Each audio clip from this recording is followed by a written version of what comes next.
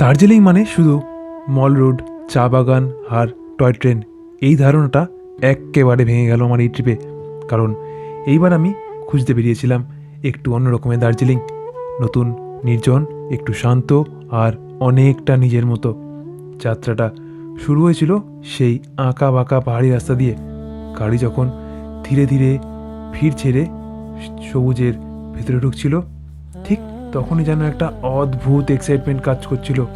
রাস্তার দুপাশে কুয়াশা, মাঝে মাঝে সূর্যের আলো এসে পড়ছে, আর দূরের পাহাড়গুলো স্তর স্তর যেন গল্প বলছে। প্রথম গন্তব্য লামাহাটা। ছোট্ট এক জায়গা, কিন্তু অদ্ভুত শান্তি। পাইন গাছের মাঝখানে দাঁড়িয়ে মনে হচ্ছিল সময় যেন এখানে থেমে গেছে। বাতাস একটা ঠান্ডা ছোঁয়া, আর চারপাশে শুধু পাখির ডাক। শহরের শব্দ এখানে পৌঁছয় না। তারপরে পৌঁছলাম তিনচুলে। নামটা যেমন সুন্দর, জায়গাটাও ঠিক তেমনই রহস্যময়। এখানে দাঁড়িয়ে পাহাড় থেকে তাকালে মনে হয় জীবনের সব তারা হঠাৎ করে থেমে যায়। দূরে মেঘ ভেসে যাচ্ছে, আর আমি শুধু চুপ করে দেখছি, যেন নিজের ভেতরের শব্দগুলো ধীরে ধীরে শান্ত হয়ে যাচ্ছে। শেষে তাগদা। এই জায়গাটা যেন একদম অন্য জগৎ। পুরো ব্রিটিশ আমলের বাংলো, নির্জন রাস্তা আর চারপাশে সবুজে মোড়া নীরবতা। এখানে হাঁটতে হাঁটতে মনে হচ্ছিল এই জায়গাটা গল্পের জন্য তৈরি। প্রতিটা মোড় একটা নতুন অনুভূতি। কিন্তু পুরো ট্রিপের সবচেয়ে সুন্দর অংশ ছিল রাস্তা। হ্যাঁ, সেই পাহাড়ি রাস্তা। গাড়ির জানলা দিয়ে মুখ বার করে ঠান্ডা হাওয়া নেওয়া, হঠাৎ মেঘ এসে রাস্তায় ঢেকে দেওয়া, আর সেই অনিশ্চিত কিন্তু রোমাঞ্চকর পথ। মনে হচ্ছিল গন্তব্য নয়, একটা যাত্রাই আসল। এই ট্রিপে আমি বুঝলাম দার্জিলিং শুধু একটা জায়গা নয়, একটা অনুভূতি। আর সেই অনুভূতি ভালোভাবে পাওয়া যায় ভিড়ের বাইরেই, এই ছোট অফবিট জায়গাগুলোতে।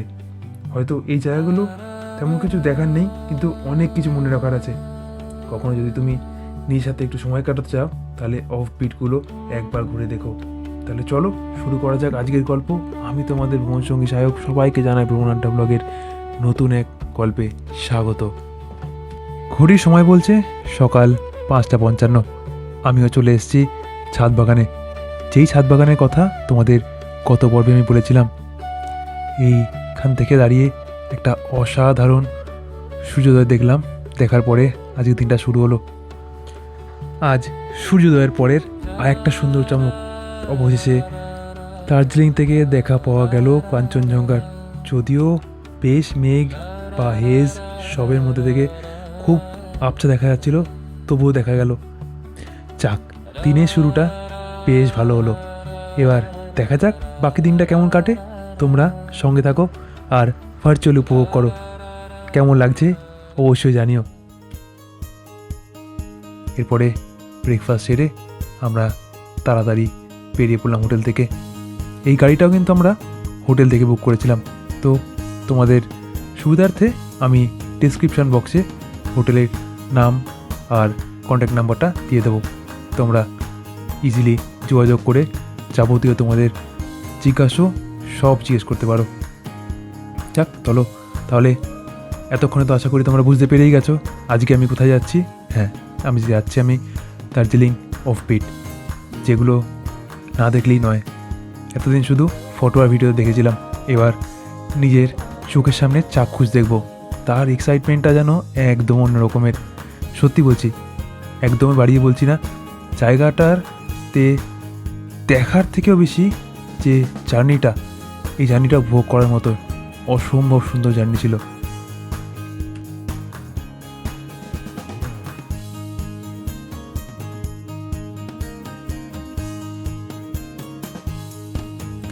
আজকে আমাদের প্রথম গন্তব্য হচ্ছে লামাহাটা বা লামাহাটা ইকো পার্ক। অসম্ভব সুন্দর একটা জায়গা ছিল। এই জায়গাটায় গিয়ে তোমাদের সঙ্গে দেখা হচ্ছে। চলো তাহলে জায়গায় যাওয়া যাক। Good morning from Lamahatta. আজকে 15 তারিখ, 15ই ফেব্রুয়ারি 2026।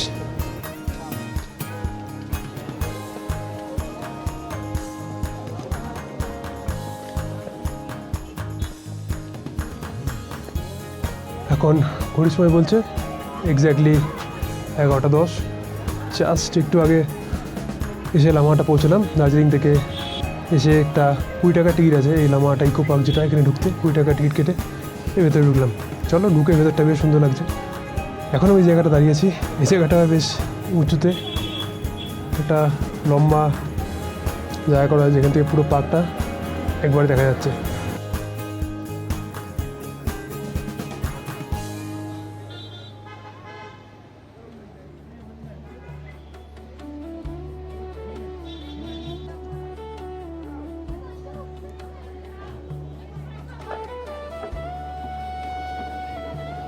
চলো এবার যাওয়া যাক পাইন ফরেস্টের ভেতরে। Interesting pine forest. মাঝে মাঝে ফরেস্টের মধ্যখান থেকে রোদ্দুরটা আসছে। এটা ওয়াইল্ড অ্যানিম্যাল ক্রসিং জোন, তো সেই জন্য এখানে একটা অ্যালার্ট লেখা আছে বোর্ডে, একটু ধীরে আসতে যেতে বলছে।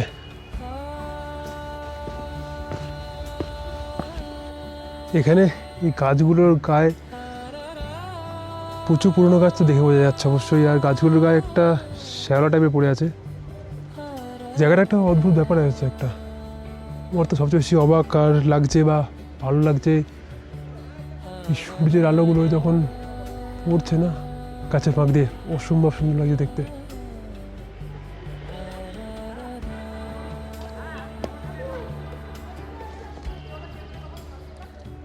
গাছের যে শিকড়গুলো আছে বেশ মোটা মোটা শিকড়, সেই শিকড়গুলোকেই এরকম কেটে কেটে ধাপ ধাপ করে পুরো উপরে ওঠা জায়গা করা আছে। আবার কিছু কিছু জায়গায় একদম প্লেন মাটির মতো রাস্তা, যেখানে পা বেশ স্লিপ হচ্ছে। ওই উপরটা থেকে নিচে নেমে এসে এবার পাশ দিয়ে একটা রাস্তা আছে, যেখানে লেখা আছে ওয়ে টু লেক, সেই রাস্তা ধরেছি। এবার রাস্তা দিয়ে না উঠে যে শর্টকাটগুলো আছে সেগুলো ব্যবহার করছি আমি। রাস্তাতে প্রচুর ঘুরতে হচ্ছে।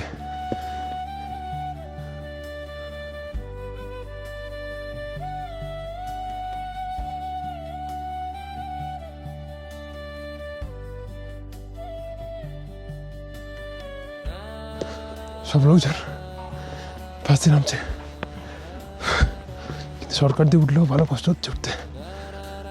সব গাছে যত শিকড়গুলো আছে সেগুলোকে ধাপে ধাপে করে রাস্তা বানানো। অনেকটা রাস্তায় চলে এসেছি, আর অল্প কিছু রাস্তা বাকি আছে মনে হচ্ছে, কারণ অনেকটা উপরে চলে এসেছি। আর শর্টকাট দিয়ে ওঠায় মনে হচ্ছে একটু তাড়াতাড়ি উঠছি, কারণ যতক্ষণে আমি উঠছিলাম ততক্ষণে বাবাকে আগে দেখলাম ওরা দুজন নামছে। এই জাস্ট এখানটা দেখলাম আমি, কিন্তু ওরা যেহেতু রাস্তা দিয়ে নামছিল তাই আমি এর সঙ্গে বেশি কথা বলতে পারিনি। দূর থেকে একটু কথা বলে উপর থেকে উঠে এলাম।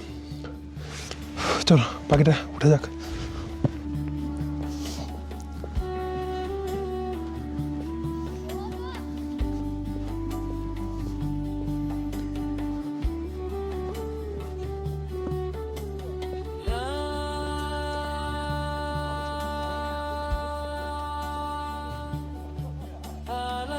এই হলো লামাটা পার্কের লেক বা পন্ড যাই বলো, চলে এসছে উপরে একদম।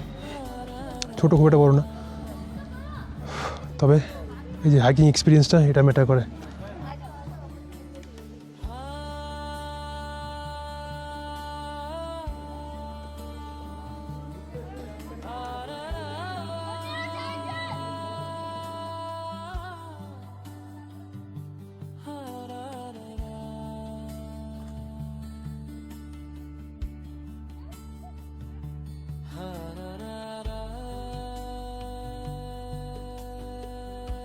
তো এই ছিল লামাটা পন্ড লেক, যেটাই বলছিল ওরা, সব কিছু আর কি। এখানকার অ্যাম্বিয়েন্স বেশ সুন্দর, গান চলছে এক পাশে, কিছু লোক চা বিক্রি করছে, ম্যাগি পাওয়া যাচ্ছে, বেশ সুন্দর একটা হালকা অ্যাম্বিয়েন্স। চলো এবার নিচের দিকে নেওয়া যাক, দেখা যাক কতটা শর্টকাটে নেওয়া যায়। শর্টকাট না হলে ব্রডকাট। চলো যাওয়া যাক। রাস্তা দিয়ে নামতে হবে যদি শর্টকাট না মারা যায়, কারণ শর্টকাট যেতে গেলে রাস্তাটা বেশ খারাপ। আমি উঠেছিলাম, অনেক স্লিপ হওয়ার চান্স আছে। দেখা যাক। কিন্তু রাস্তা যেটা নামার রাস্তা করা আছে, সেই রাস্তাটাও পাথরগুলো এত উঁচু নিচু, একটু ভুল হলে এদিক ওদিক পা পড়লে পায়ে লাগতে পারে। তো সেসব দিক একটু খেয়াল রেখেই এই রাস্তাটায় নামতে হবে আর কি।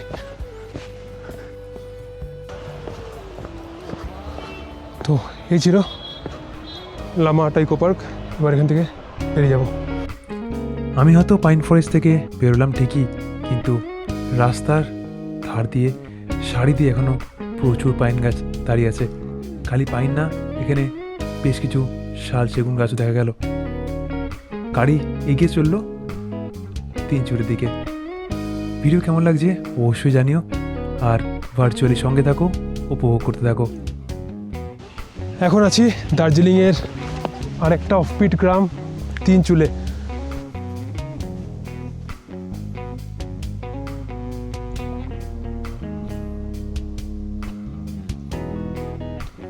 তিনচুলে বেশ সুন্দর এই গ্রাম, তবে যেহেতু আজকে একটু মেঘ আছে তাই জন্য একটু হালকা কুয়াশা টাইপের আছে, যে কারণে পুরো ভিউটা ক্লিয়ার হচ্ছে না। যে কারণে আমি বলছিলাম কাঞ্চনজঙ্ঘা দেখতে বেশ সমস্যা হচ্ছে 2-3 দিন ধরে, ঠিক দেখেও যেন দেখা যাচ্ছে না। আজ সকালে যদিও অল্প একটু তার দেখা পেয়েছিলাম, কিন্তু সেই সেম প্রবলেম সব জায়গায় চলছে, পুরো ভিউটা ক্লিয়ার হচ্ছে না। যে কারণে আমার ঘুরেও মানে ভালো লেগেও ভালো লাগাতে পারছি না, পুরোপুরি মনকে শান্ত করতে পারছি না। যে কারণে আসা এখানে। যাই হোক, চা দেখতে পাচ্ছি সেটাই বা কম কিসে, এই সুন্দর চা বাগান সেটাও বেশ ভালো লাগছে এখানে। এই জায়গায় এসে ঘুরে চলে যাওয়ার মতো জায়গা একদমই না। এখানে এসে স্টে করে জায়গাটাকে পুরোপুরি উপভোগ করার মতো জায়গা। জায়গাটা এইবার আমার তো হচ্ছে না থাকা, কিন্তু পরে অন্য কোনো সময় হলে আমি অবশ্যই এখানে এসে থাকবো, থেকে স্টে করে এই জায়গাটাকে, খুব শান্ত জায়গাটা, বেশ সুন্দর। আমি অবশ্যই চেষ্টা করবো এখানে এসে থেকে জায়গাটাকে আরও ভালোভাবে উপভোগ করার। জায়গাটা এসে আমার যে অনুভবটা সবার আগে হলো সেটা হলো এখান থেকে একবারে ফিরে যাওয়ার মতো জায়গা একদম না। এখানে থেকে জায়গাটাকে আরও ভালোভাবে উপভোগ করার মতো জায়গা। তাই আমি ঠিক করে ফেললাম তখনই যে কোনো এক সময় অবশ্যই এসে এখানে থাকবো, আর সেইবার তোমাদের আরও ভালো করে তিনচুলে ঘুরে দেখাবো।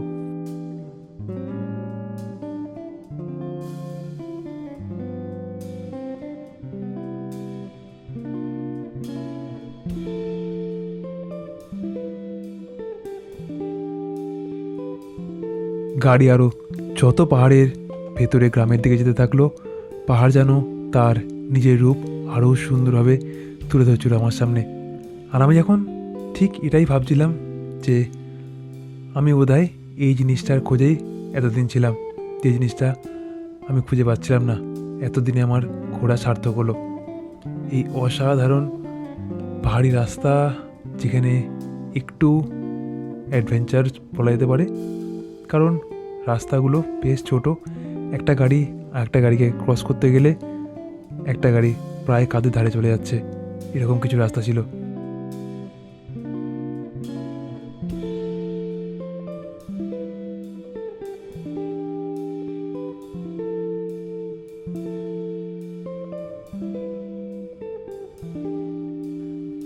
গাড়ি এগিয়ে চলতে থাকলো গ্রামের পাহাড়ি এই ভাঙাচোরা রাস্তাগুলোর মধ্যে দিয়ে। এই রাস্তায় চলতে চলতে যেই জিনিসটা আমার সবচেয়ে বেশি চোখে পড়লো সেগুলো হচ্ছে বেশ কিছু সুন্দর ছোট ছোট ব্রিটিশ বাংলো। পুরনো আমলের ব্রিটিশ বাংলো আমার চোখে খুব একটা পড়েনি, যেগুলো পড়েছিল সেগুলো নতুন ধরনের বা রিনোভেট করে নতুন ধরনের রূপ দেওয়া হয়েছে, যাতে আছে সব আধুনিক সুযোগ সুবিধা।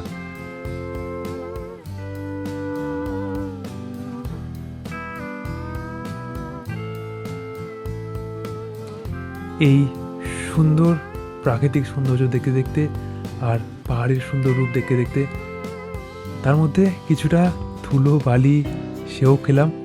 সেই সব খেয়ে সব সহ্য করে পৌঁছে গেলাম আমাদের আজকের পরের গন্তব্যে। এখন আছি তাকদা অর্কিড গার্ডেন। অসাধারণ এক্সপিরিয়েন্স, এই এক্সপিরিয়েন্সটা, রাস্তায় যে এলাম এই এক্সপিরিয়েন্সটা। আর যেহেতু আজকে শিবরাত্রি, সেই কারণে পাহাড়ের বোধহয় সব কোনায় কোনায় শিব মন্দিরে পুজো হচ্ছে। সেই পুজোগুলোর আওয়াজটা সব জায়গা থেকে শোনা যাচ্ছে, সব জায়গা থেকে একটা ওই শিবের মন্ত্র শোনা যাচ্ছে। বেশ অন্যরকম একটা ফিলিং আজকে। এই ফিলিংটা আমার আগে কোনো দিন হয়নি। বা আগে কোনো দিন এক্সপিরিয়েন্সও করিনি ব্যাপারটা।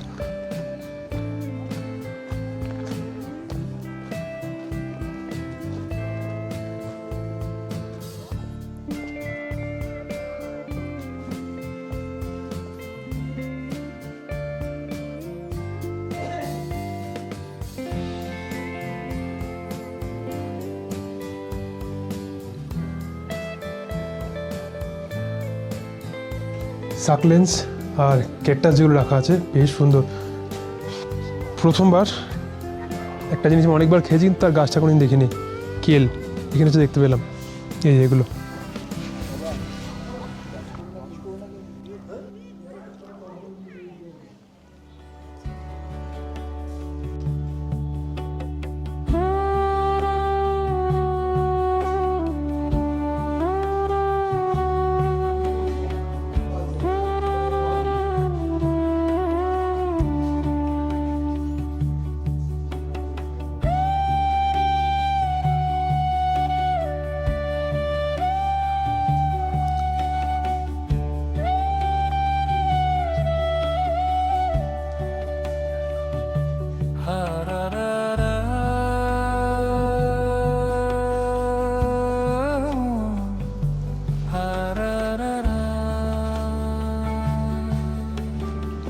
এই জায়গাটার সব ভালো, সুন্দর জায়গা, শুধু প্রবলেম হচ্ছে জায়গাটা ঠিকঠাক মতো মেনটেন হয় না, যা মনে হচ্ছে আমার।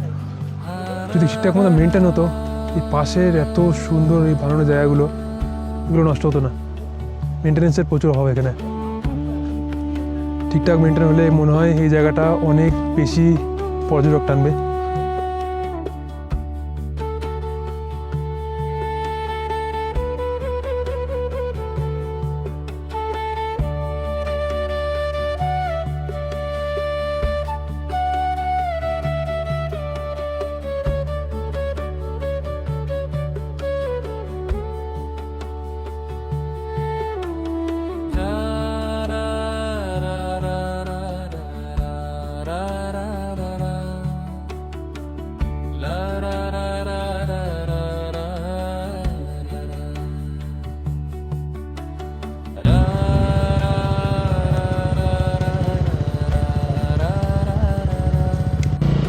এখন এই মুহূর্তে আছি আমি গুমাদারা ভিউ পয়েন্ট। বেশ সুন্দর একটা ভিউ পয়েন্ট, তাগদা থেকে নিচের দিকে নামার সময় এই ভিউ পয়েন্টটা আছে। খুব সুন্দর জায়গাটা, অসাধারণ সুন্দর। এখান থেকে ঝড়ের মতো হাওয়া চলছে, গাড়ি থেকে নামার পর থেকে দাঁড়ানো যাচ্ছে না কোনো জায়গায় একটা গিয়ে। এবার দার্জিলিংয়ের পথ ধরা।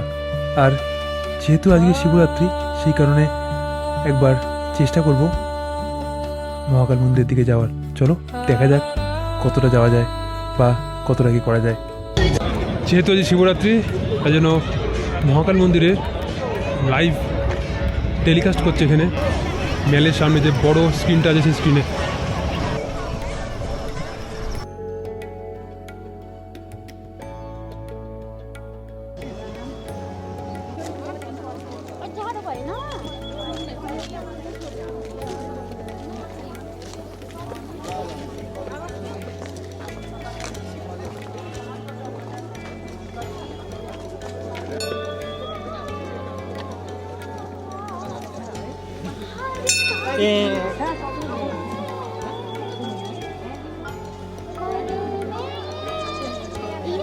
প্রচুর লাইন, এই লাইনে দাঁড়ালে অনেক সময় লেগে যাবে উপরে পৌঁছতে পৌঁছতে।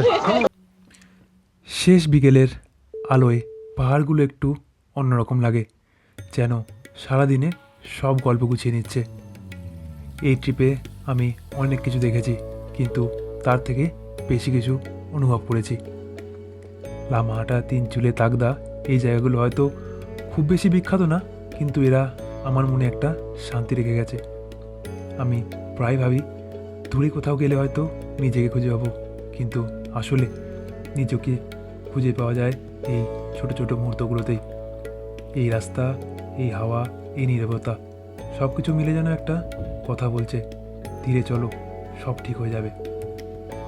আবারও ফিরবো হয়তো এই পাহাড়ে, নয়তো নিজের ভেতরে। আমি কিন্তু এরকম ধরনের ছোট বড় বিভিন্ন গল্প আগামী দিনে তোমাদের সামনে নিয়ে আসতে চলেছি। ভিডিও ভালো লাগলে একটা লাইক, কমেন্ট আর সাবস্ক্রাইব করে রেখো, যাতে আগামী দিনে আমি ভিডিও দিলে তোমরা ঝটপট দেখে ফেলতে পারো। তাহলে আজকের গল্প আমি এখানেই শেষ করলাম, আর দেখা হবে আগামী ভিডিওতে। ততক্ষণ পর্যন্ত টাটা। ভালো থেকো, ভালো রেখো, সুস্থ থেকো, সুস্থ রেখো, খুব আনন্দে থেকো।